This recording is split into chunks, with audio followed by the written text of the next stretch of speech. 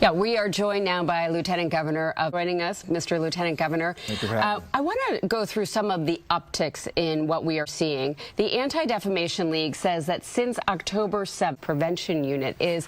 What is the administration's response to this uptick? Well, it's important, first and foremost, to understand No to Hate hotline, which would hopefully encourage folks to reach out when they encounter incidents or have to deal with incidents of hate and bias. I think we're taking concrete steps, both in terms of providing resources, but also creating the right climate for proper communication and conversation. So much has been made about what's been happening on college campuses across the country, but in particular here in New York as well. In fact, Governor Hochul, just so I get this right, she promised aggressive enforcement action if any state college or university have been seeing, and in fact saying that she's going to hold them accountable under this 1964 Act. I'm curious what that means exactly. We know that the U.S. Department of Education has launched an official investigation into 7 schools. But more than that, it's about making sure that our students on these campuses, and I've talked to a number of them, are afraid to create and be the agent that they are, whether that... Up to that, is New York State doing its own independent investigation to make sure that these institutions are doing what you say? Absolutely.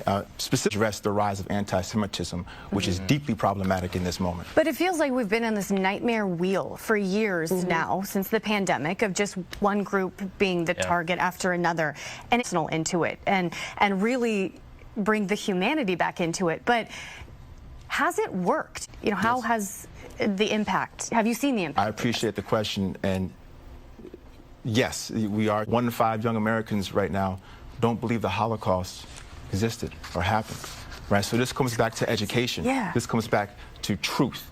That's going to be an issue. I've covered, I know we're going to wrap up, but I've covered a number of these protests, and I have interviewed a number of young people, high school level, who absolutely do not believe the Holocaust but I've covered a number of these protests, and I have interviewed a number of young people, high school level, who absolutely do not believe the Holocaust. They do not believe that people were killed in Israel.